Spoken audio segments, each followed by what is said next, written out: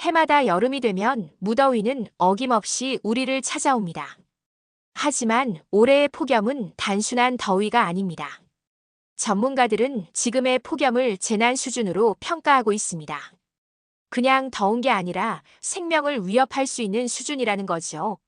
서울은 이미 사흘 연속 열대야 현상이 이어지고 있습니다. 낮 최고 기온은 36도, 내일은 37도, 모레는 무려 38도까지 오를 전망입니다.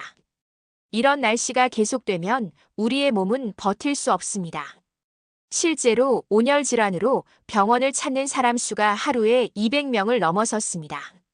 벌써 1,200명이 넘는 환자가 발생했고 사망자도 8명에 달합니다. 그중엔 평소 건강했던 사람들도 포함되어 있습니다. 폭염은 나이, 성별, 건강 상태를 가리지 않습니다.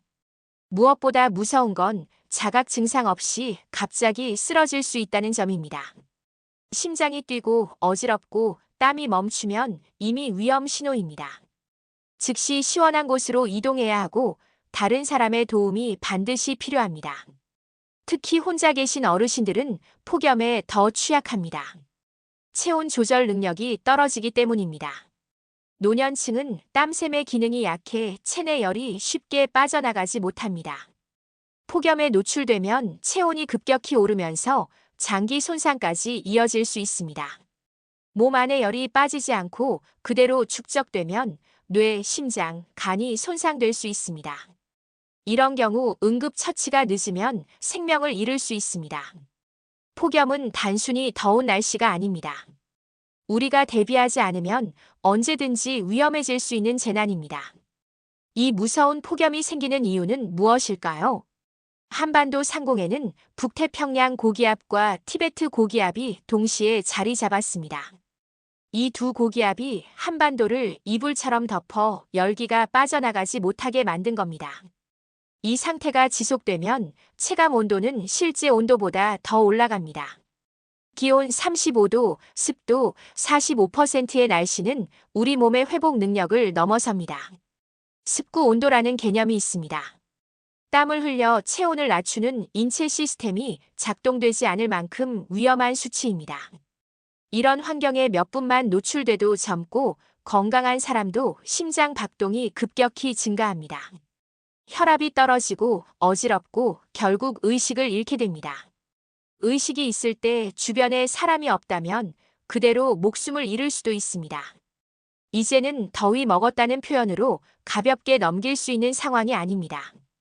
유럽 공동 연구에 따르면 폭염에 몇 분만 노출돼도 뇌의 산소 공급이 급격히 감소합니다. 그 결과 혼수 상태로 빠지거나 심한 경우 사망에 이를 수 있습니다. 즉, 더위에 적절히 대처하지 않으면 그 끝은 생명과 직결될 수 있다는 겁니다. 특히 야외에서 일하는 노동자들은 더욱 위험합니다. 작업을 멈출 수 없고 시원한 장소로 피하기 어렵기 때문입니다. 실제로 길거리, 공원, 운동장 등에서 온열 질환이 자주 발생하고 있습니다. 특히 오전 시간에도 온열 질환 사례가 급증하고 있다는 점 주의해야 합니다. 많은 분들이 아침은 괜찮겠지 하고 운동을 시작합니다. 하지만 온도는 낮아도 습도는 높고 전날 축적된 열기가 완전히 빠지지 않았기 때문에 위험합니다. 서울에서는 마라톤을 하던 도중 쓰러진 사례가 여러 건 발생했습니다. 건강한 3040대도 예외가 아닙니다. 오히려 활동량이 많은 연령층일수록 온열 질환에 취약할 수 있습니다. 이제 선선한 시간대는 존재하지 않습니다. 하루 중 그 어떤 시간에도 더위는 잠재적 위협입니다. 온열 질환을 예방하려면 무엇보다 수분 섭취가 중요합니다. 물을 자주 충분히 마셔야 합니다. 하지만 여기서 주의할 점이 있습니다. 땀을 많이 흘린다고 무조건 소금을 섭취하는 건 위험할 수 있습니다. 일본 연구에 따르면 폭염 직후 소금을 섭취할 경우 온열 질환 위험이 23배나 증가합니다. 체내 나트륨 농도가 갑자기 높아지면 오히려 뇌 부종이 생기고 상태가 악화됩니다. 그래서 스포츠 음료 같은 이온 음료로 전해질을 보충하는 것이 훨씬 안전합니다.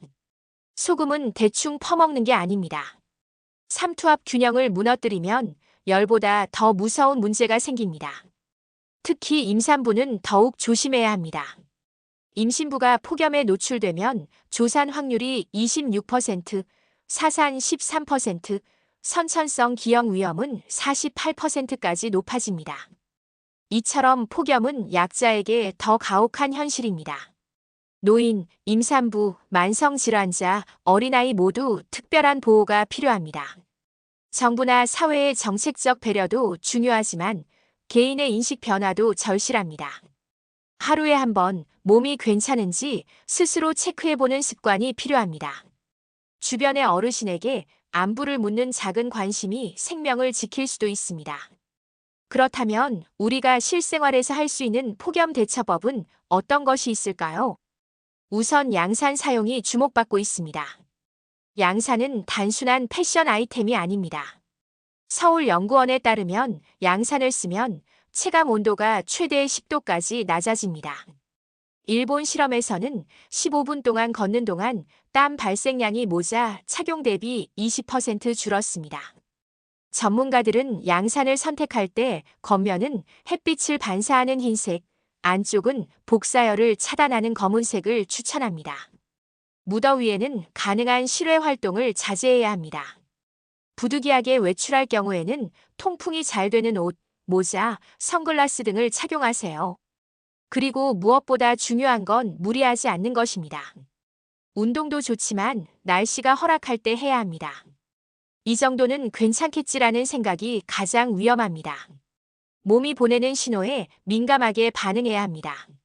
어지러움, 메스꺼움, 피로감, 식은땀, 근육 경련 등이 나타난다면 즉시 활동을 중단하세요. 그리고 시원한 곳에서 휴식을 취하고 수분과 전해질을 섭취하세요. 무조건 참는 건 결코 미덕이 아닙니다. 지금 같은 상황에서는 참는 것이 오히려 위험입니다. 또한 에어컨 사용에 대해서도 너무 아끼지 마세요. 적절한 실내 냉방은 생명 보호에 필수입니다. 정부에서는 냉방비 지원도 확대하고 있습니다. 에너지 바우처 대상이 아니라면 지역 사회복지센터나 지자체에 문의해보세요. 혼자 사는 어르신들은 더 자주 이웃과 소통해야 합니다. 누군가의 한마디, 한 통의 전화가 생명을 살릴 수 있습니다. 여름은 아름다운 계절이지만 지금은 조심해야 할 계절입니다. 그리고 무엇보다 기억해야 할 건 이 폭염은 앞으로도 계속될 수 있다는 점입니다. 기후변화로 인해 폭염의 강도와 빈도는 갈수록 증가하고 있습니다. 이제는 폭염에 맞서 싸우는 법을 익혀야 할 때입니다. 여러분, 지금 이 순간에도 많은 사람들이 더위와 싸우고 있습니다. 그 중에는 우리의 가족, 친구, 이웃이 포함되어 있을 수 있습니다. 우리가 이 정보를 나누는 이유는 단 하나 함께 살아남기 위해서입니다. 올 여름 우리가 해야 할 일은 단순합니다. 조금 더 조심하고 서로를 살피는 것. 당신의 한 걸음이 누군가에겐 생명의 선물이 될 수 있습니다. 폭염은 누구에게나 찾아올 수 있습니다. 하지만 모두가 함께 대비하면 그 위험은 줄일 수 있습니다. 건강하고 안전한 여름을 위해 오늘 이 정보를 꼭 기억해 주세요. 이 영상이 도움이 되셨다면 주변에 공유해 주세요. 시청해 주셔서 감사합니다. 그리고 모두 건강한 여름 보내세요.